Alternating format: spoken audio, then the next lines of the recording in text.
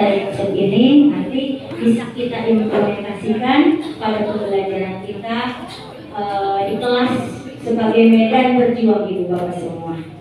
Salawat dan salam tak lupa kita aturkan dan panjatkan kepada Nabi besar kita Nabi Muhammad SAW.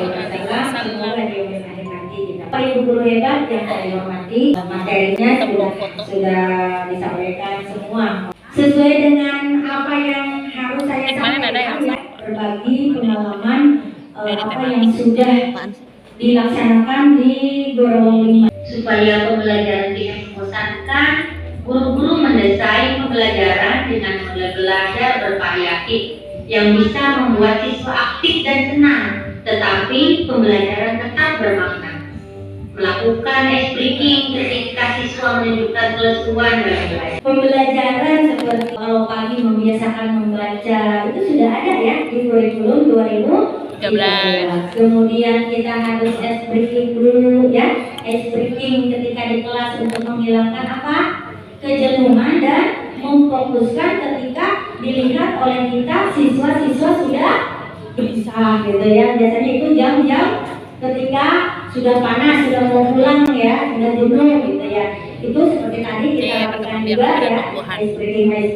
Dan itu jangan membayangkan itu ganti dibuat sih ya kurikulum teh. Kita sebagai manusia pembelajar sepanjang hayat seperti tuntutan yang sekarang ada pada kurikulum merdeka ya, yang digulirkan oleh pemerintah ya, bahwa kita itu harus menjadi pembelajar sepanjang hayat yang tidak puas dengan apa yang didapat hari ini, terutama untuk perubahan yang lebih maju untuk putra-putri kita ya, untuk murid-murid kita, untuk siswa-siswi kita. Ada yang sudah bergerak ya, itu pasti sudah diberikan materi tentang prinsip-prinsip ada pembelajaran Ki Hajar Dewantara. Kenapa sih Dewantara kan zaman dulu gitu jadul gitu loh gitu ya, kenapa masih dipakai?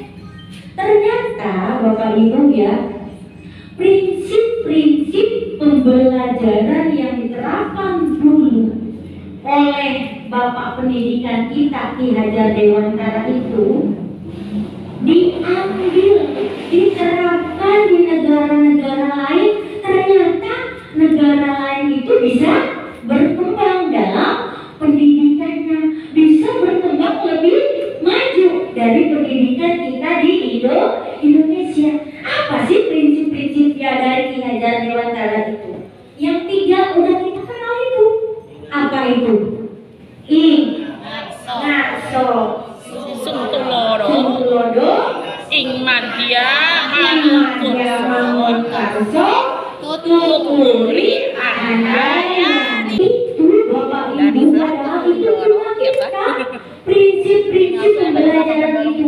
Apa sih artinya yang 3 itu? Ternyata negara-negara lain setelah membaca ya, kemudian menerapkan apa prinsip pembelajaran itu, mereka bisa berkembang. Kenapa kita sendiri yang mempunyai idenya ya selalu ketinggalan? Makanya setiap ada penemuan-penemuan baru yang sudah diujikan ya, bukan semata-mata kita ikut-ikutan orang lain ya, bukan semata-mata kita di negara ini ya kita ikut, bukan ya, tetapi itu sudah melalui proses uji kelayakan. Maka ya sekarang pemerintah juga untuk mengejar ketinggalan, terutama ketika kemarin kita selama 2 tahun itu yang mengalami krisis apa akibat COVID-19, maka pembelajaran kita itu selama 2 tahun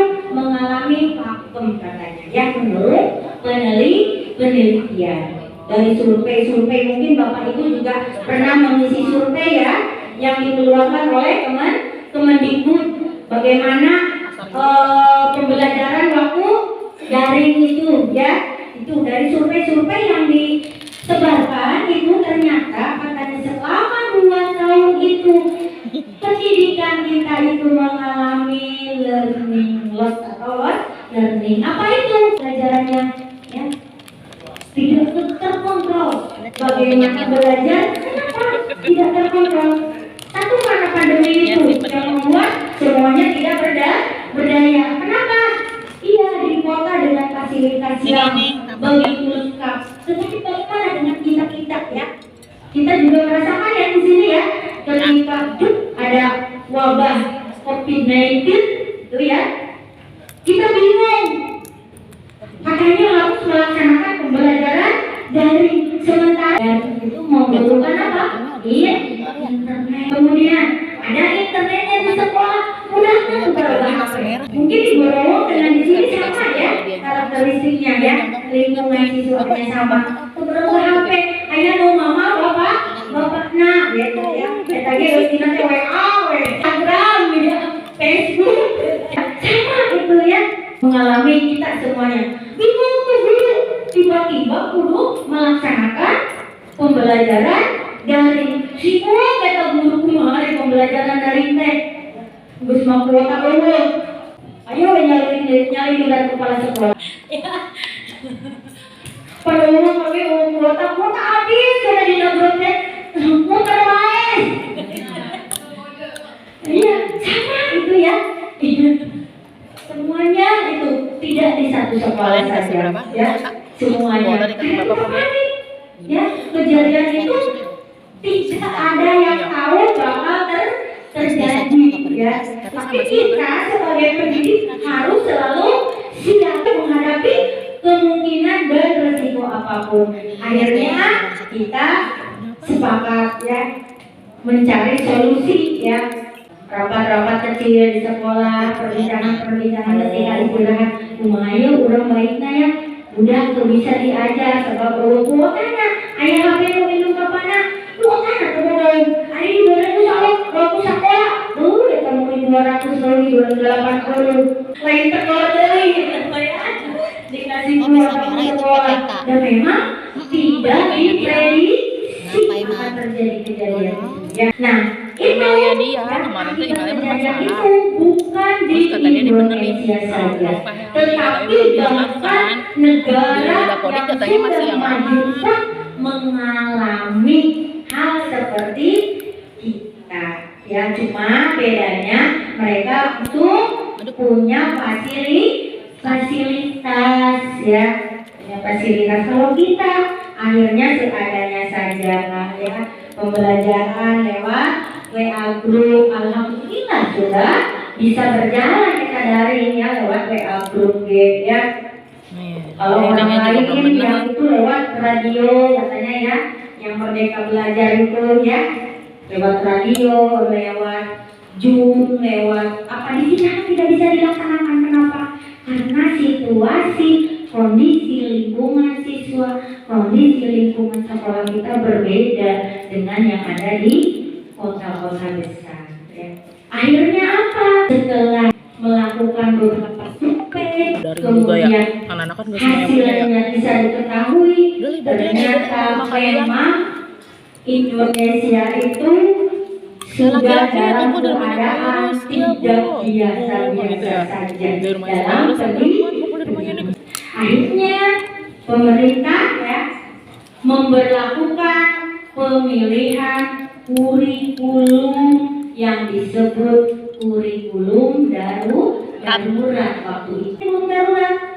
Kurikulum yang disederhanakan ya, seperti kemarin disinggung oleh Bapak Pengawas ya, penyampai materi yang hari pertama katanya ada RPP yang satu lembar, tapi ternyata RPP satu lembar itu guru sendiri yang bikinnya juga bingung, aku tidak mau pilih ya, cuma tujuan ketika guru 2 hari bikin ya RPP satu lembar untuk 1 minggu misalnya untuk 3 hari ke depan. Kita dibaca deh mau ada yang 3 hari ke depan deh. Nah, ya itu maksudnya tadi itu tujuan itu teh nanti kumaha di jalan banyak. Bagaimana prosesnya anaknya tidak tergambar ya. Kita bisa berjalan melalui Zoom, Google Meet ya, dengan berbagai aplikasi yang kita pakai oleh pemerintah ya. Tetapi bagi kita ya itu adalah Cimalakama ya, di jalan ke babak belur, di jalan ke kayak babak belur kayak baik, udah kita belum bisa sampai. Akhirnya alhamdulillah banyak masukan-masukan ya, kepada pemerintah. Dari hasil survei-survei tersebut, akhirnya pemerintah memberi kebijakan untuk memilih kurikulum, karena nanti yang di daerah dan di kota ketika ada ujian nasional pasti yang di daerah hasilnya tidak memuaskan. Nah, belum boleh seperti itu ya. Ternyata COVID-19 itu berlanjut sampai ulang tahun berapa? Kedua ya, ulang tahun kedua ya, sampai 2 tahun ya. Dikirain masih tahun depan sudah bebas ya. Harus bayar dulu.